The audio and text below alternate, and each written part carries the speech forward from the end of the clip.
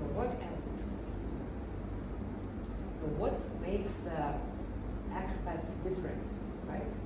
Like I told you in the beginning, what makes them different is competition.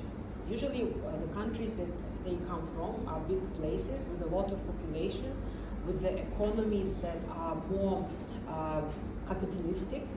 So there will be more competition everywhere, including on the job market. It creates the hunger in people where they understand that nobody is obligated to hire them. Here in Seychelles, it's been socialism has created this feeling that sooner or later someone will hire me anyway, and the employer is obligated to hire me because they will get a problem with employment if they don't. So this creates passive attitude that I don't need to try harder, I don't need to work harder and to contribute better and learn every day to become better than the next person in line. Just because the employer must hire me and they cannot let me go because it's illegal to fire someone. So that's the difference in the attitude. One is that I am going to learn, I'm going to be better, and I'm going to contribute to my employer to make a career. Another one is that I'm just going to passively sit here and from 8 to 4 and wait for 4 o'clock so I can leave. See the difference?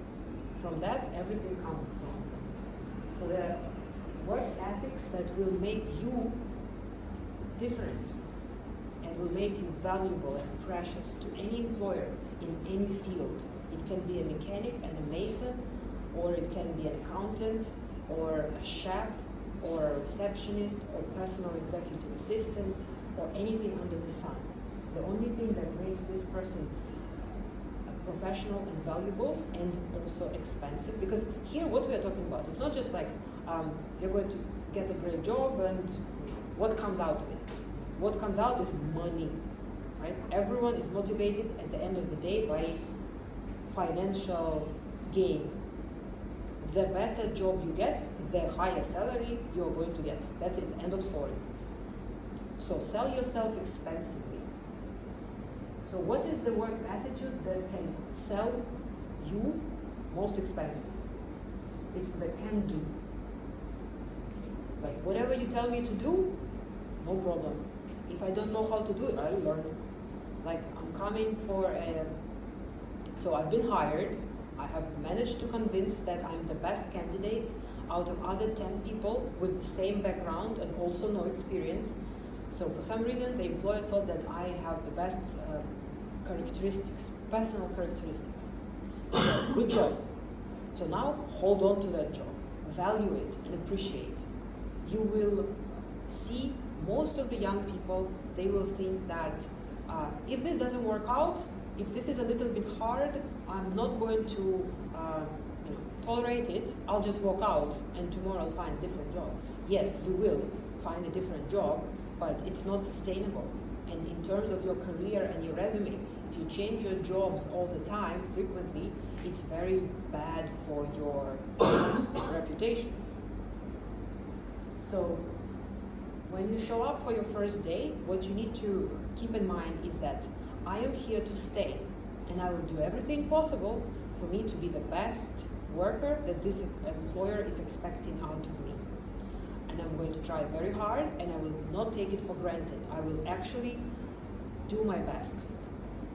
And secondly, there will be nothing impossible.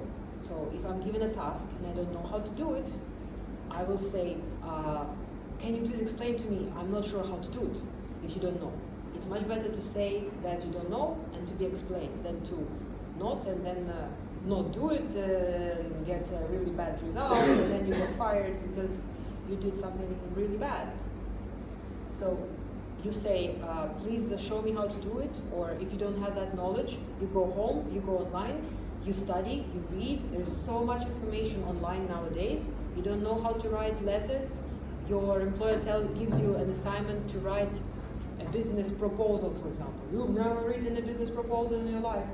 You go at home, after work, you go online and you start reading. You start Googling business proposals and you start reading. Next day you show up and you do it and you already know how to. So the can-do work attitude is already like half of your success. perfectionist. Like, just try to do a little bit better than you would normally do. Check your work 2 times instead of 1 time. If it's for like formatting, or if you're a carpenter, like, just make it a little better than you would normally do. Do better than others. Go an extra mile. If you're in the service industry, if you're working with people, then just be more polite than the next person next to you. Just be more eager to help. Be more eager to follow up. If you're promising, I will call you back, make sure you call me back. Even if you say, I will get back to you when I hear something, and there's a long time passed and you still haven't heard and you weren't able to solve the problem, just get back to them and say, I'm still working on your problem, I haven't solved it, but I just wanted to keep you updated that I'm doing this. It's not working so far, I haven't received a response from somebody, I'm waiting for something from somebody, but I wanted to get back to you and let you know that I'm still working on it. I haven't forgotten about you. Okay? So doing this, it just goes an extra mile, and this is this pure gold work ethics that will make you so distinguishable from the rest. Be reliable. Follow up and follow through. If you promise something, do it. Even if you haven't done it yet, go back to them and say, I'm still working on it. Emotional maturity. You can go on the internet and you just, read articles about, don't gossip in the office. Don't show that attitude in the office. Be emotionally mature. Just those kinds of things. It seems obvious, but sometimes there will be a situation that in the office somebody keeps doing something that annoys you all the time. Like, for example, they would be leaving the cups dirty in the sink, and then you want to get coffee and all the cups are dirty. Instead of creating a drama and gossip about it and talk to other people about it, you just calmly compose your emotions, learn how to regulate your emotions. The more emotionally mature you are, the better reputation with your employer you will have. For example, if I'm an employer and there's an accountant which is very good with Excel, with QuickBooks, they do their job very well, but they're just a drama queen and they like gossiping. No matter how professional that person is, sooner or later they will have to go because they're creating unhealthy emotional atmosphere and environment in the workplace. So educate yourself about emotional maturity. So instead of going on Facebook or Instagram next time, go and Google what it means, emotional maturity. Treat your job as a long-term commitment. So when you start, first day, tell yourself that I am here to stay. If it will be hard or unpleasant, or if there will be some emotional drama in the office, I will make everything to make it work because I'm committed and because I'm going to make a career. And I'm going to learn everything I have to be learned in this particular company, even if it's just a stepping stone. Let's say I want to work in Masons, but for now they're not hiring, they decided they don't want to take me as an intern, so I have to make some money. I'm going to go and work in some other smaller company receiving guests in the airport. That is fine, but even in that job you can learn and you can suck out all of the knowledge and valuable experience as much as you can. You can go and do the extra mile there. So wherever you're hired next, you finish doing what you were supposed to do, you do it as best as you can, with the most perfectionist attitude, with the most positive mental attitude of going an extra mile. And then you go to your employer and say, I have finished, or your hiring manager, or HR, or department head, or supervisor, whoever is responsible for you, and say, I have finished my task. Can I do something else? If an employer hears that, that's like the employer feels butterflies in the stomach. He's like, oh my God, I've never heard that before. This is so rare, and this just makes you so valuable and so precious to an employer. And also gives you an opportunity to get that valuable experience that you will learn, that you will eventually be able to present on the interview with the company that you want to work for. Remember, we were talking about making a goal knowing who you want to go work for. So everything you do right now, it's a stepping stone to your end goal. So now I'm going to work in a smaller company, in the airport, but while doing that, I can learn how all of that infrastructure works. I can learn the names of the drivers. I can know how all of this transportation department works. And this is super valuable.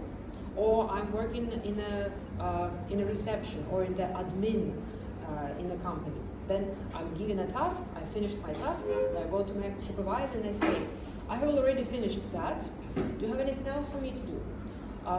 Can I help marketing? Because eventually I want to do something in marketing as my next step in my career. Can I please have some extra responsibilities in marketing so I can learn? First of all, you are getting free education, which you didn't get in the university. The employer will teach you for free. Secondly, you will present yourself with such work attitude that very little people can boast. And appreciate the training you're given. The employer teaching you is an investment, okay? Don't take it for granted.